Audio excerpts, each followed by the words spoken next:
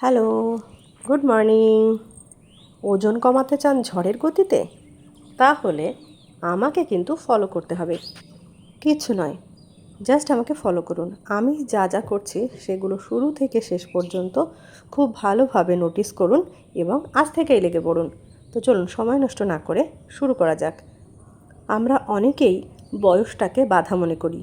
আমার বয়স এত হলো, আমার দ্বারাই কি এই কাজটা হবে? যখনই আপনি এটা ভাববেন তখনই কিন্তু আপনি পিছিয়ে গেলেন। বয়স একটা সংখ্যা মাত্র। আপনাকে শুধু মনের জোর হারালে চলবে না। দৈনন্দিন জীবনে আমরা এত পরিমাণে সারের প্রয়োগ করি খাবার তৈরিতে যে সেগুলো আমাদের শরীরের পক্ষে খুবই ক্ষতিকর। এগুলোর বিষক্রিয়ায় আমাদের হিউম্যান বডির প্রচুর ক্ষতি হয়। কিন্তু বেঁচে থাকতে গেলে তো খেতেই হবে। সেজন্য আমাদেরকে ভালো থাকতে গেলে বা সুস্থ থাকতে গেলে ওয়ার্কআউট করতে হবে, ফিজিক্যাল এক্সারসাইজ করতে হবে, যোগা করতে হবে, প্রাণায়াম করতে হবে, তাহলেই কিন্তু সুস্থ থাকা যাবে। সিজন চেঞ্জ হলো, হঠাৎ করে প্রকৃতি একটা রূপ থেকে আর একটা রূপে পরিবর্তিত হলো।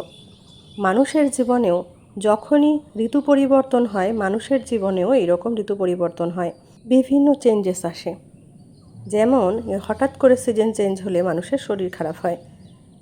যতটুকু সম্ভব ভালোভাবে থাকতে হবে, সঠিক খাদ্যাভ্যাস, প্রচুর পরিমাণে জল পান, এগুলো কিন্তু আমাদেরকে সুস্থ রাখবে। সেজন্য ওয়ার্কআউটের পাশাপাশি সঠিক খাদ্যাভ্যাসও জরুরি। কী কী খেতে হবে আপনারা আমার থেকে অনেক বেশি ভালো জানেন, কারণ কম বেশি প্রত্যেকেই হেলথ কনসাস। সো আমার ওগুলো বলার খুব একটা প্রয়োজন নেই। তবুও বলবো, সকালবেলায় উঠে যদি সম্ভব হয় একটু উষ্ণ গরম জল খাবেন। আর যখনই আপনি ওয়ার্কআউট করবেন, এক্সারসাইজ করবেন, তখন আপনাকে কিন্তু সেই ডায়েট মেনে চলতে হবে। রাতে একটু কাঁচা ছোলা, কাঁচা বাদাম, খেজুর, আলমন্ড এগুলো ভিজিয়ে রাখলেন, একটু চিয়া সিড ভিজিয়ে রাখলেন, সেগুলো সকালবেলায় উঠে খেলেন। জল, ফল, সবুজ শাকসবজি এগুলো কিন্তু বেশি পরিমাণে খেতে হবে। আর যারা ননভেজ খান না তারা পনির, সয়াবিন, মোটামুটি আপনার প্রোটিনটা বডিতে প্রয়োজন। এবার যে ডিম খান না, মাছ খান না, মাংস খান না, তাকে পনির খেতে হবে, সয়াবিন খেতে হবে। বিভিন্ন ধরনের ডাল খেতে পারেন, সেগুলোতেও প্রচুর পরিমাণে প্রোটিন থাকে। যাই হোক, খাওয়া দাওয়ার কথা তো অনেক হলো, এবার ওয়ার্কআউট দেখুন যে আমি কি কি করছি। প্রত্যেকটা ওয়ার্কআউট কিন্তু ফলো করতে হবে। আর একটা কথা, বয়স নিয়ে যেটা বলছিলাম, বাবা রামদেবের কত বয়স হলো বলুন তো? উনি যদি এই বয়সে এত এত ওয়ার্কআউট করতে পারেন, এত হেভি হেভি ব্যায়াম করতে পারেন, তাহলে আমরা কেন পারবো না? আমরা চেষ্টা তো করতে পারি, ওনার মতো অতটা না পারি, ওনার ধারে কাছে যাওয়ার একটু চেষ্টা করতে পারি। উনিও মানুষ, আমরাও মানুষ, তাহলে আমরা কেন পারবো না? যতটা সম্ভব চেষ্টা তো করতে পারি। যাই হোক, আরও অনেক বয়স্কা মানুষ আছেন যাদের রিল বা ভিডিও আমরা প্রতিনিয়ত দেখে থাকি। অনেক বেশি বয়সের মানুষ অনেক বেশি হেভি ওয়ার্কআউটও করতে দেখেছি। যাই হোক, বয়স একটা সংখ্যা, বয়সকে বাধা মনে করলে চলবে না।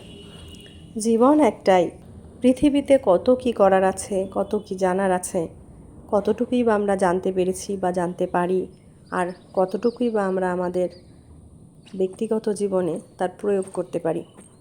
অনেক বেশি মোটিভেশনাল পার্সোনালিটি আছে যাদেরকে দেখে আমাদের শেখার আছে, অনেক কিছু জানার আছে। জীবন একটাই, জীবনকে সঠিক সময়ে সঠিক কাজে ব্যবহার করতে হয়, তাহলেই জীবনে সাফল্য আসে। এখন এই বয়সে এসে অনেক কিছু মনে হয় যে এই সময় যদি এই কাজটা করতাম তাহলে বোধহয় আজ আমি প্রতিষ্ঠিত হতাম, বা এই কাজটা করলে আমার জীবনে সাফল্য আসতো। কিন্তু ওই যে সময় থাকতে সময়ের মূল্য দেইনি, সেই জন্য আজ এই অবস্থা, জীবনে প্রতিষ্ঠিত হতে পারিনি। এই শেষ বয়সে এসে এই যে বাদর নাচ নাচছি। যাই হোক, চাকরি বাকরি নাই হোক, সুস্থ থাকার জন্য, নিজেকে ভালো রাখার জন্য এটুকু তো করাই যায়।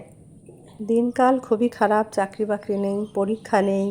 আগে অ্যাটলিস্ট চাকরির পরীক্ষাগুলো হতো, কিন্তু পরীক্ষাই তখন ঠিকঠাক হয় না। আর যাদেরও চাকরি হয়েছে তাদের চাকরি বাঁচাতে কী পরিমাণ লড়াই করতে হয়েছে এটা কিন্তু আমরা নিজে চোখে দেখেছি। সামনে ভোট আসছে, সেজন্য বলবো, চিন্তা ভাবনা করে তবেই কিন্তু ভোটটা দেবেন। আমরা দায়সারাভাবে ভোট দিয়ে আসি, যে আমার একটা ভোটে কী এসে যাবে, কিন্তু ওই বিন্দুতে বিন্দুতেই তো সিন্ধু হয়। আমরা এই যে বেকারত্বের জ্বালায় ভুগছি, আমরা কি চাইবো যে আমাদের পরবর্তী প্রজন্ম যারা আসবে তারাও আমাদের মতন বেকার হোক, তারাও ডিপ্রেশনে চলে যাক, তাদেরও মানসিক দুশ্চিন্তায় জীবন কাটুক, তাদের ভবিষ্যৎ অনিশ্চিত হোক? নিশ্চয়ই চাইবো না।